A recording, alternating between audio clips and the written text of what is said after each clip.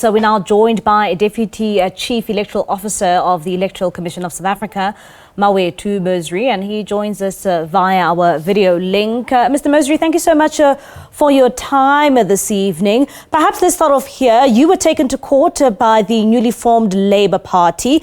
Let's get your reaction on the outcomes of the court. Good evening, Bali, and good evening to your viewers. Yes, we were taken to court. In fact, there were a couple other legal matters that were before the courts that we were watching today with interest because they would have had an impact on the candidate nomination system. We were probably watching about 4 different cases. So litigation is part of the space, and in most of the matters today, we were abiding to court outcomes. However, the Labour Party matter, we had to be more direct with the court and explain the space in which the timetable fits in, to that it becomes a legal program.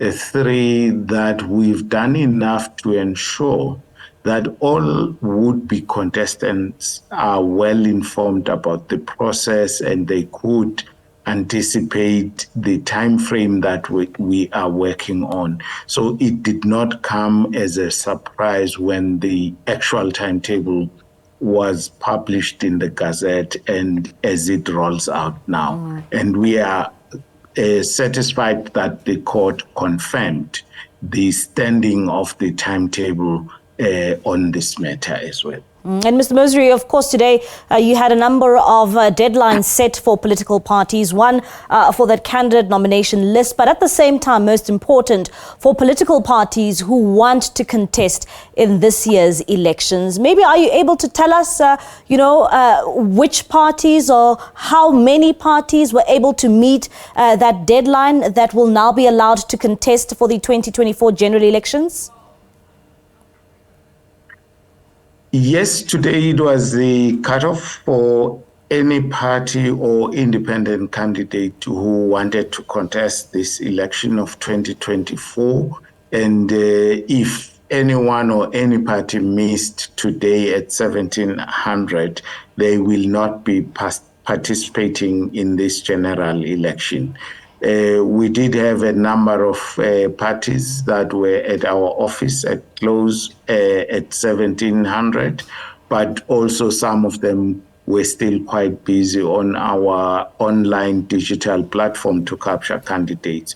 So we have been busy since the close till about now, working on some preliminary verification of the process and conclusion of that initial process. We should be able to share with the country early tomorrow the provisional numbers of those who have met the provisional steps of being candidates in this election.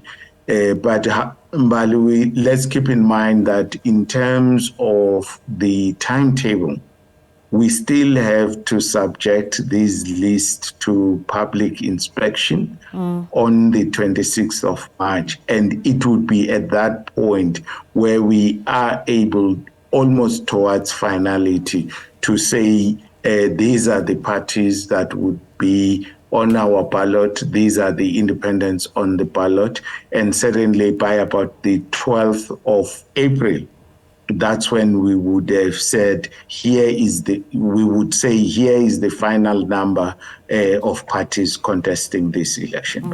And talking about the elections timetable, and this is something that the Labour Party took you to court for. And when it comes to consultation, I understand that the IEC does a lot of consultation before it finalizes its elections list, or elections timetable rather. How far did your consultation process go with this time around by giving political parties a deadline in terms of submitting whether they want to partake in these elections? We consulted broadly, but also we went further to provide training and information sessions with a number of registered parties, but who are currently not represented in legislatures. And in that, we were targeting parties that were recently registered. Many of them attended in all 9 provinces where we had sessions. But in terms of law, on the timetable, we consult parties that sit at our national PLC at the point of the election being proclaimed. And in this case, we did consult with political parties on the 23rd of February to agree on the timetable. All right. And when it comes to the regulations in terms of how these elections are run this time around, Mr.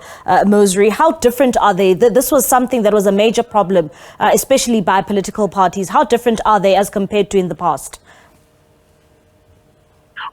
Well, Mal, we've had a number of changes in the Electoral Act. We had amendments that happened in 2021, and subsequently after that, we had the decision about independence that needed to be accommodated. So we made a further exercise of an Electoral Act amendment. So if I may just highlight a few amendments that would be new experiences for this election.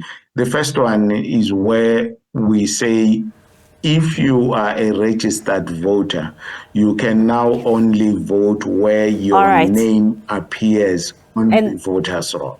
Unfortunately, I have to cut you short there. We are dealing with breaking news, Mr. Mosery. But thank you so much for your time. That is Mawethu Mosery. He's the Deputy CEO of the Electoral Commission.